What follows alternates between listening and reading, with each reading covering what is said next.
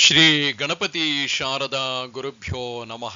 ಶ್ರೋತೃಗಳಿಗೆ ಸ್ವಾಮಿ ಚಿನ್ಮಯಾನಂದರ ವ್ಯಾಖ್ಯಾನ ಸಹಿತ ಅಷ್ಟಾವಕ್ರ ಗೀತೆಯ 5ನೇ ಅಧ್ಯಾಯದ ಎಲ್ಲ ಶ್ಲೋಕಗಳ ಶ್ರವಣಕ್ಕೆ ಸ್ವಾಗತ. ಅಥ ಪಂಚಮೋಧ್ಯಾಯಃ. ಅಷ್ಟಾವಕ್ರನ ಪ್ರಕಾರ ಲಯವೆಂದರೆ ಸಾಧಕನು ತನ್ನ ನಿಜಸ್ವರೂಪವನ್ನು ಅಪರೋಕ್ಷವಾಗಿ ಅರಿತ ಮೇಲೆ ಆತನ ಕರಣಗಳು ಹಾಗೂ ಗ್ರಹಿಸಲ್ಪಡುವ ಪ್ರಪಂಚವು ತನ್ನಲ್ಲಿಯೇ ಕೊನೆಯಾಗಬೇಕು ಎಂಬುದಾಗಿದೆ. ಈ ಸ್ಥಿತಿಯನ್ನು ಹಲವಾರು ಹಂತಗಳಲ್ಲಿ ಸಾಧಕನು ಸಾಧಿಸಬೇಕು. ಯಾರಿಗೇ ಆಗಲಿ ತತ್ಕ್ಷಣವೇ ಈ ಲಯವನ್ನು ಅನುಭವಿಸಲು ಅಸಾಧ್ಯ. 4 ಹಂತಗಳಲ್ಲಿ ಸಾಧಕನು ತನ್ನ ತೋರಿಕೆಯ ಅಹಂಕಾರವನ್ನು ಹೇಗೆ ನಾಶ ಮಾಡಬೇಕು ಎಂಬುದರ ವಿವರಣೆಯೇ ಈ ಅಧ್ಯಾಯದ ಮುಖ್ಯ ಉದ್ದೇಶವಾಗಿದೆ. ಲಯದ ಸಾಧನೆಯನ್ನು ಮೊದಲಿಗೆ ದೇಹಾಭಿಮಾನವನ್ನು ನಾಶ ಮಾಡುವುದರ ಮುಖಾಂತರ ಆರಂಭಿಸಬೇಕು. ನಂತರ ಹಂತ ಹಂತವಾಗಿ ಸಾಧಕನು ತನ್ನ ನಿಜಸ್ವರೂಪವಾದ ಕೈವಲ್ಯವನ್ನು ಹೊಂದಬೇಕು. ಸದಾ ಆತ್ಮನನ್ನೇ ಕುರಿತು ನಿಧಿಧ್ಯಾಸನದಲ್ಲಿ ತೊಡಗುವುದು ಎಂದರೆ ಮನಸ್ಸಿನ ಆಲೋಚನೆಗಳು, ದೇಹದ ಬಗ್ಗೆ ಇರುವ ಅಭಿಮಾನ ಹಾಗೂ ವಿಷಯಗಳಲ್ಲಿ ಇರುವ ಆಸಕ್ತಿಯನ್ನು ಸಂಪೂರ್ಣವಾಗಿ ನಾಶ ಮಾಡುವುದೇ ಆಗಿದೆ. ಇದನ್ನೇ ಪ್ರಲಯ ಎಂದು ಸಹ ಕರೆಯುತ್ತಾರೆ. ತಡೆಯಿಲ್ಲದ ಆತ್ಮಚಿಂತನೆಯೊಂದೇ ಸುಲಭವಾದ ಉಪಾಯವಾಗಿದೆ. ಹೀಗೆ ಸಾಧಕ ಜೀವನವನ್ನು ಮುಂದುವರಿಸಿದರೆ ಖಂಡಿತ ಲಯವನ್ನು ಅನುಭವಿಸುತ್ತಾನೆ. ಅಷ್ಟಾವಕ್ರ ಉವಾಚ ನತೆ ಸಂಗೋಸ್ತಿ ಕೇನಾಪಿ ಕಿಂ ಶುದ್ಧಸ್ತ್ಯಕ್ತುಮಿಚ್ಛಸಿ ಸಂಘಾತ ವಿಲಯಂ ಕುರ್ವನ್ನೇವಮೇವ ಲಯಂ ವ್ರಜ. ಅಷ್ಟಾವಕ್ರರು ಹೇಳುತ್ತಿರುವರು, ನಿನಗೆ ಯಾವುದರಿಂದಲೂ ಸಹ ಸಂಘವಿಲ್ಲ. ನೀನು ಶುದ್ಧನಾಗಿರುವುದರಿಂದ ಯಾವುದನ್ನು ತಾನೇ ನೀನು ತ್ಯಜಿಸಲು ಬಯಸುವೆ? ದೇಹಾಭಿಮಾನವನ್ನು ನಾಶ ಮಾಡುತ್ತಾ ಈ ಪ್ರಕಾರದಲ್ಲಿ ಲಯವನ್ನು ಹೊಂದು. ನಾವು ಅನಂತ ಆತ್ಮಸ್ವರೂಪರು. ಆಭಾಸರೂಪಿ ಜಗತ್ತು ಅಧಿಷ್ಠಾನವಾದ ಆತ್ಮನ ಮೇಲೆ ಆರೋಪಿಸಲ್ಪಟ್ಟಿದೆ. ಹೀಗಿರಲು ಶುದ್ಧ ಚೈತನ್ಯನಾದ ನಾನು ಏನನ್ನು ತ್ಯಜಿಸಲಿ? ನನಗೆ ಯಾವುದರೊಂದಿಗೂ ಸಂಘವಿಲ್ಲ. ಕಂಬವು ದೆವ್ವದೊಂದಿಗೆ ಯಾವ ಸಂಪರ್ಕವನ್ನು ಹೊಂದಿಲ್ಲ. ದೆವ್ವ ಕಂಬವನ್ನು ಮುಟ್ಟಲೇ ಇಲ್ಲ. ಕಂಬ ದೆವ್ವವನ್ನು ಹೇಗೆ ತಾನೇ ತ್ಯಜಿಸಲು ಸಾಧ್ಯ? ದೇಹದೊಡಗಿನ ಅಭಿಮಾನವನ್ನು ವೇದಾಂತ ಶಾಸ್ತ್ರದಲ್ಲಿ ಸಂಘಾತ ಎಂಬ ಶಬ್ದದಿಂದ ಸೂಚಿಸಲಾಗಿದೆ. ಸಂಘಾತ ಎಂಬ ಶಬ್ದದೊಡನೆ ಇಂದ್ರಿಯಗಳು, ಮನಸ್ಸು, ಬುದ್ಧಿ ಮತ್ತು ಅಹಂಕಾರ ಇವೆಲ್ಲವೂ ಸಹ ಸೇರಿಕೊಳ್ಳುತ್ತದೆ. ವಾಸ್ತವದಲ್ಲಿ ಶುದ್ಧ ಚೈತನ್ಯವು ಸರ್ವದಾ ಶುದ್ಧನಾಗಿಯೇ ಇದ್ದರೂ ನಮ್ಮ ಅಗ್ರಹಣದ ಕಾರಣದಿಂದಾಗಿ ನಾವು ನಾನಾ ರೀತಿಯ ಅನ್ಯಥಾ ಗ್ರಹಣವನ್ನು ಸೃಷ್ಟಿಸುತ್ತೇವೆ. ಈ ಸಮಯದಲ್ಲಿ ನಾವುಗಳು ಅನ್ಯಥಾ ಗ್ರಹಣದಿಂದ ಉಂಟಾದ ತೋರಿಕೆಯ ಪ್ರಪಂಚದಲ್ಲಿ ಜೀವಿಸುತ್ತಿದ್ದೇವೆ. ಈ ಸ್ಥಿತಿಯೇ ದೇಹಾಭಿಮಾನದಿಂದ ಕೂಡಿದ ಸ್ಥಿತಿಯಾಗಿದೆ. ನಿರಂತರವಾಗಿ ನಾನು ಸಚ್ಚಿದಾನಂದ ಸ್ವರೂಪ ಶುದ್ಧ ಚೈತನ್ಯನೆಂಬ ಅನುಸಂಧಾನವನ್ನು ಮಾಡಿದರೆ ಜಡರೂಪದ ಈ ದೇಹಾಭಿಮಾನವು ನಾಶ ಹೊಂದುತ್ತದೆ. ಸೂಕ್ಷ್ಮವಾದ ಅಹಂಕಾರವೂ ಸಹ ನಾಶ ಹೊಂದುತ್ತದೆ. ಅಷ್ಟಾವಕ್ರನು ಈ ಅವಸ್ಥೆಯನ್ನೇ ಇಲ್ಲಿ ಲಯ ಎಂದು ಉಚ್ಚರಿಸುತ್ತಿದ್ದಾನೆ. ಇದೇ ಚಿಂತನೆಯು ಅನ್ನಪೂರ್ಣ ಉಪನಿಷತ್ತಿನಲ್ಲಿಯೂ ಸಹ ಕಂಡುಬರುತ್ತದೆ. ಸತ್ತ ಸಾಮಾನ್ಯ ಪರ್ಯಂತೆ ಯತ್ತತ್ ಕಲನಯೋಜ್ಜಿತಂ ಪದಮಾದ್ಯಮನಾದ್ಯಂತಂ ತಸ್ಯ ಬೀಜಂ ನ ವಿದ್ಯತೆ. ಶುದ್ಧ ಚೈತನ್ಯ ರೂಪ ಆತ್ಮವು ಅಂದರೆ ಸತ್ ಸಾಮಾನ್ಯವಾಗಿ ಹಿಡಿದಿರುವುದೆಲ್ಲವನ್ನು ಅಂದರೆ ಗ್ರಹಿಸಿರುವುದೆಲ್ಲವನ್ನು ಬಿಡಲ್ಪಟ್ಟಿರುವಂಥದ್ದಾಗಿದೆ. ಅದಕ್ಕೆ ಆದಿ ಹಾಗೂ ಅಂತ್ಯಗಳು ಇಲ್ಲ. ಅದಕ್ಕೆ ಬೀಜವೂ ಇಲ್ಲ. ಅರ್ಥಾತ್ ಅದರಂತೆ ಇನ್ನೊಂದಾಗಲಿ ಅಥವಾ ಅದರಿಂದ ಇನ್ನೊಂದಾಗಲಿ ಇಲ್ಲ. ತತ್ರ ಸಂಲೀಯತೆ ಸಂವಿತ್ ನಿರ್ವಿಕಲ್ಪಂಚ ತಿಷ್ಠತಿ ಭೂಯೋ ನ ವರ್ತತೆ ದುಃಖೆ ತತ್ರ ಲಬ್ಧ ಪದ ಪುಮಾನ್. ಈ ಸ್ಥಿತಿಯಲ್ಲಿ ಚೈತನ್ಯವು ಲೀನವಾಗುತ್ತದೆ. ನಂತರ ಅದು ನಿರ್ವಿಕಲ್ಪ ಸ್ಥಿತಿಯಲ್ಲಿ ನಿಲ್ಲುತ್ತದೆ. ಆ ಸ್ಥಿತಿಯನ್ನು ಹೊಂದಿದ ಸಾಧಕನು ಮತ್ತೆ ದುಃಖದತ್ತ ಮರಳಿ ಬರುವುದಿಲ್ಲ. ಉದೀತಿ ಭವತೋ ವಿಶ್ವಂ ವಾರಿಧೇರಿವ ಬುದ್ಬುದಃ ಇತಿ ಜ್ಞಾತ್ವೈಕಮಾತ್ಮಾನಮೇವಮೇವ ಲಯಂ ವ್ರಜ. ವಿಶ್ವವು ನನ್ನಿಂದ ಹುಟ್ಟಲ್ಪಟ್ಟಿದೆ. ಹೇಗೆ ನೀರಿನ ಗುಳ್ಳೆಗಳು ಸಮುದ್ರದಿಂದ ಹುಟ್ಟಿವೆಯೋ ಹಾಗೆ ಈ ಪ್ರಕಾರದಲ್ಲಿ ಅದ್ವಯನಾದ ಆತ್ಮನನ್ನು ಅರಿತು ಲಯವನ್ನು ಹೊಂದು.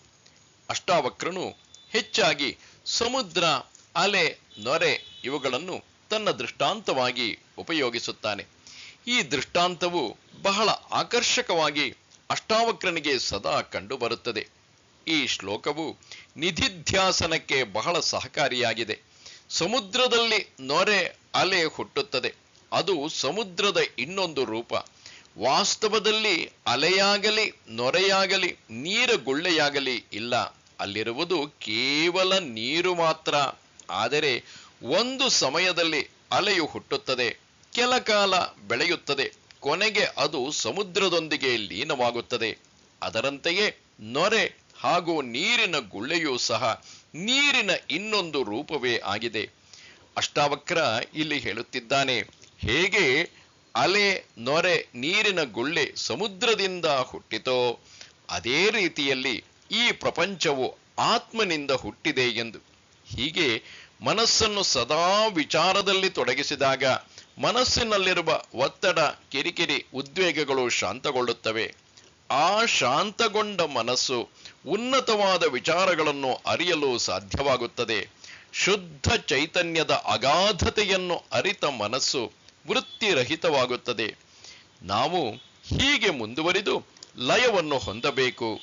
ಶಾಂತಗೊಂಡಿರುವ ಮನಸ್ಸು ಮಾತ್ರ ಅನಂತತೆಯ ಜ್ಞಾನದ ಬಲದಿಂದ ಲಯವನ್ನು ಹೊಂದುತ್ತದೆ. ಇದರ ಮುಂದಿನ ಹಂತದಲ್ಲಿ ಸಾಧಕನು ತನ್ನ ಮನಸ್ಸಿನಲ್ಲಿ ಹುದುಗಿ ಕುಳಿತಿರುವ ಆಶೆಗಳನ್ನು ಲಯಗೊಳಿಸಬೇಕು. ವಾಸನೆಗಳು ಅಂದರೆ ಅವ್ಯಕ್ತವಾದ ಆಶೆಗಳು ಲಯವಾದಾಗ ಮನಸ್ಸು ತಾನಾಗಿಯೇ ಲಯವನ್ನು ಹೊಂದುತ್ತದೆ. ನಾನು ಸಚ್ಚಿದಾನಂದ ರೂಪಿ ಶುದ್ಧ ಚೈತನ್ಯ ಸ್ವರೂಪನು ಎಂಬ ಧೈರ್ಯ ತುಂಬಿದ ಅನುಭವದಿಂದ ಜನಿಸಿದ ಜ್ಞಾನವೇ ಸಾಧಕನನ್ನು ರಕ್ಷಿಸುತ್ತದೆ.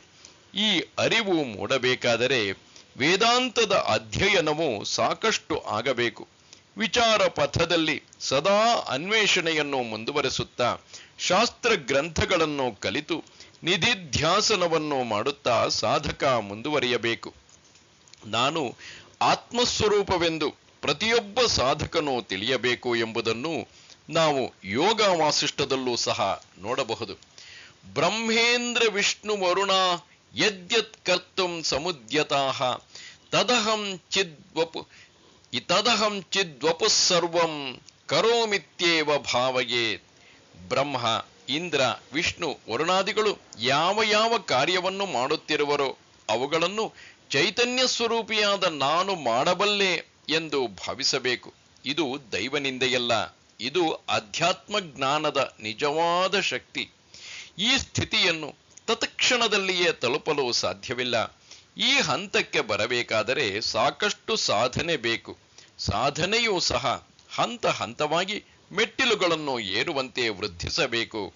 ಸಾಧನೆಯು ಯಾವ ರೀತಿಯಲ್ಲಿ ಇರಬೇಕು ಎಂಬುದನ್ನು ಭಗವದ್ಗೀತೆ ಬಹಳ ಸೊಗಸಾಗಿ ವಿವರಿಸುತ್ತದೆ.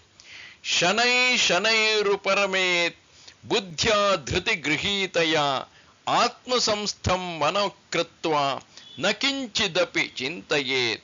ಮನಸ್ಸನ್ನು ಸ್ಥಿರವಾದ ಬುದ್ಧಿಯಿಂದ ಮೆಲ್ಲನೆ ಹಿಡಿಯಬೇಕು. ಹೀಗೆ ಆತ್ಮನಲ್ಲಿ ಮನಸ್ಸನ್ನು ಸ್ಥಿರಗೊಳಿಸಿದ ಮೇಲೆ ಬೇರೆ ಯಾವುದನ್ನು ಆಲೋಚಿಸಬಾರದು. ಪ್ರತ್ಯಕ್ಷಮಪ್ಯವಸ್ತುತ್ವಾದ್ವಿಶ್ವಂ ನಾಸ್ತ್ಯಮಲೇ ತ್ವಯಿ ರಜ್ಜು ಸರ್ಪ ಇವ ವ್ಯಕ್ತಮೇವಮೇವ ಲಯಂ ವ್ರಜ. ವಿಶ್ವವು ಇಂದ್ರಿಯಗಳಿಗೆ ಗೋಚರವಾದರೂ ವಾಸ್ತವದಲ್ಲಿ ಅದು ಇಲ್ಲ. ಅದು ಹಗ್ಗದಲ್ಲಿ ಹಾವು ಕಂಡಂತೆ ಭಾಸವಾಗುತ್ತಿದೆ. ಶುದ್ಧನಾದ ನಿನ್ನಲ್ಲಿ ವಿಶ್ವವು ಇಲ್ಲ. ಈ ಪ್ರಕಾರವಾಗಿ ಅರಿತು ಲಯವನ್ನು ಹೊಂದು. ಸಾಮಾನ್ಯವಾಗಿ ಈ ಜಗತ್ತಿನಲ್ಲಿ ನಮ್ಮ ಅನುಭವಕ್ಕೆ ಬರುವ, ಅಂದರೆ ಇಂದ್ರಿಯಗಳ ಮುಖಾಂತರ ಅನುಭವಿಸುವ ಎಲ್ಲವೂ ಇರುವುದೆಂದು ನಾವು ಭಾವಿಸುತ್ತೇವೆ. ಆದರೆ ಕೆಲವೊಂದು ಉದಾಹರಣೆಗಳನ್ನು ನಾವು ಗಮನಿಸಿದಾಗ ಇಂದ್ರಿಯಗಳಿಗೆ ಗೋಚರವಾಗುವುದೆಲ್ಲವೂ ಸಂಪೂರ್ಣವಾಗಿ ಇರುವುದೆಂದಾಗಲಿ ಅವು ಸತ್ಯವೆಂದಾಗಲಿ ಖಚಿತವಾಗಿ ಹೇಳಲು ಸಾಧ್ಯವಾಗುವುದಿಲ್ಲ. ಹಗ್ಗದಲ್ಲಿ ಹಾವು, ಕಪ್ಪೆ ಚಿಪ್ಪಿನಲ್ಲಿ ಬೆಳ್ಳಿ, ಕಂಬದಲ್ಲಿ ದೆವ್ವ ಇವೆಲ್ಲವೂ ಕೇವಲ ಆಭಾಸಗಳು. ಈ ಉದಾಹರಣೆಗಳನ್ನು ಉಪನಿಷತ್ತುಗಳು ಯಥೇಚ್ಛವಾಗಿ ಉಪಯೋಗಿಸುತ್ತವೆ. ಅಷ್ಟಾವಕ್ರನು ಸಹ ಇದೇ ಮಾರ್ಗವನ್ನು ಅನುಸರಿಸುತ್ತಾನೆ. ಜಗತ್ತು ಇಂದ್ರಿಯಗಳಿಗೆ ಇದ್ದಂತೆ ಕಂಡುಬಂದರೂ ಸಾಧಕ ಉನ್ನತವಾದ ತತ್ವಚಿಂತನೆಯಲ್ಲಿ ತೊಡಗಿದಾಗ, ಅಂದರೆ ಆತ್ಮಾನುಭವದತ್ತ ಆತ ಸಾಗಿದಾಗ, ತೋರಿಕೆಯ ಈ ಜಗತ್ತು ಸತ್ಯವಲ್ಲ, ಇದು ಕೇವಲ ಒಂದು ಆಭಾಸ ಮಾತ್ರ ಎಂದು ಅರಿಯುತ್ತಾನೆ. ಹೀಗೆ ಜಗತ್ತು ಕೇವಲ ನಾಮರೂಪಾತ್ಮಕವಾದುದು, ಇಲ್ಲಿ ವಾಸ್ತವದ ಪ್ರಪಂಚ ಇಲ್ಲವೆಂದು ಅರಿತು ನಾವು ಶುದ್ಧ ಚೈತನ್ಯ ಸ್ವರೂಪರೆಂದು ಅರಿತು ಲಯವನ್ನು ಹೊಂದಬೇಕು. ಇದೇ ಮೂರನೇ ಹಂತದ ಲಯವಾಗಿದೆ. ಇಲ್ಲಿ ಜಗತ್ತನ್ನು ನಿರಾಕರಿಸಿ ಆತ್ಮನಲ್ಲಿ ಲಯಗೊಳಿಸಲಾಗಿದೆ. ಅನ್ನಪೂರ್ಣ ಉಪನಿಷತ್ತು ಇದೇ ತತ್ವವನ್ನು ಉಪದೇಶಿಸುತ್ತದೆ. ಯಥಾ ವಿಪಣಗಾಲೋಕಾಹ ವಿಹರಂತೋಪ್ಯಸತ್ಸಮಾಹ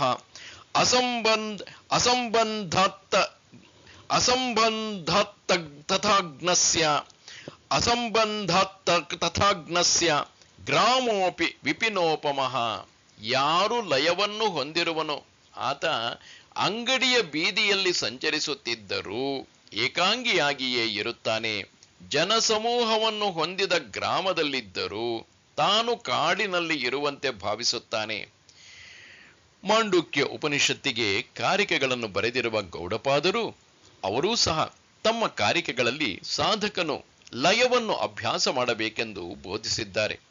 ಮನಸ್ಸನ್ನು ಇಂದ್ರಿಯ ವಿಷಯಗಳಿಂದ ಸಂಪೂರ್ಣವಾಗಿ ಹಿಂತೆಗೆದುಕೊಂಡು ಏಕಾಗ್ರತೆಯನ್ನು ಹೊಂದಿ ಅದನ್ನು ಆತ್ಮನಲ್ಲಿ ನೆಲೆ ನಿಲ್ಲುವಂತೆ ಮಾಡುವುದೇ ನಿಜವಾದ ಲಯ. ಆಚಾರ್ಯ ಶಂಕರರು ತಮ್ಮ ಅಪರೋಕ್ಷಾನುಭೂತಿ ಎಂಬ ವೇದಾಂತ ಪ್ರಕರಣದ ಗ್ರಂಥದಲ್ಲಿ ನಿಧಿಧ್ಯಾಸನದ ಮುಖಾಂತರ ಹೊಂದಬಹುದಾದ ಲಯವನ್ನು 3 ಹಂತಗಳಲ್ಲಿ ವಿವರಿಸಿದ್ದಾರೆ. ಮೊದಲನೆಯದು ದೇಹ ಹಾಗೂ ಪ್ರಪಂಚದಿಂದ ಬೇರ್ಪಡುವುದು. ಎರಡನೆಯದಾಗಿ ಆತ್ಮನೊಂದಿಗೆ ತಾದಾತ್ಮ್ಯತೆಯನ್ನು ಹೊಂದುವುದು. ಮೂರನೆಯದಾಗಿ ಆತ್ಮಜ್ಞಾನವನ್ನು ನೆನಪಿಸಿಕೊಳ್ಳುವುದನ್ನು ಸಹ ಮರೆಯುವುದು.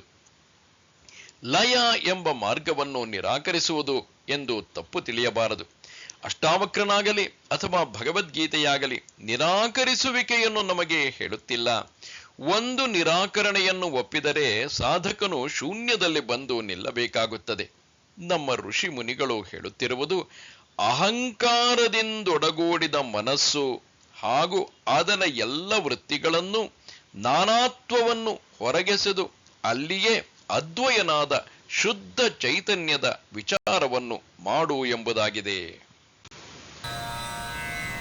ಸಮದುಃಖ ಸುಖ ಪೂರ್ಣ ಆಶಾ ನೈರಾಶ್ಯಯೋ ಸಮಃ ಸಮಜೀವಿತ ಮೃತ್ಯು ಸನ್ನೇವಮೇವ ಲಯಂ ವ್ರಜ.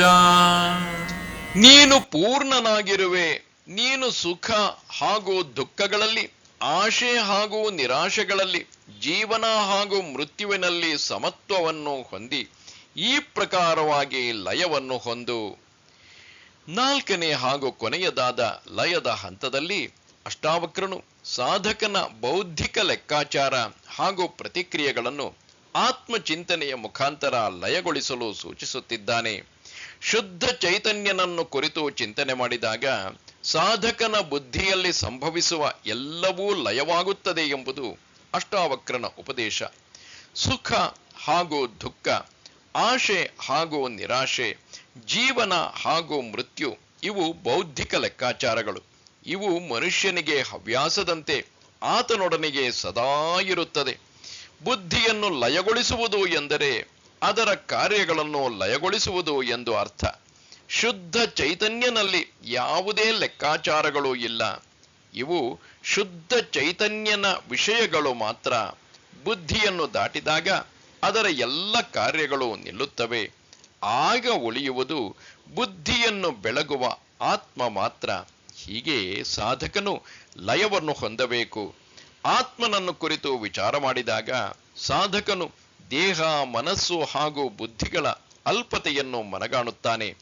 ಈ ದೇಹಾದಿಗಳನ್ನು ವೀಕ್ಷಿಸುವ ಸಾಕ್ಷಿ ನಾನು ಎಂದು ಅರಿತಾಗ ಅಹಂಕಾರವು ತನ್ನ ಅಸ್ತಿತ್ವವನ್ನು ಕಳೆದುಕೊಂಡು ಸುಮ್ಮನಾಗುತ್ತದೆ.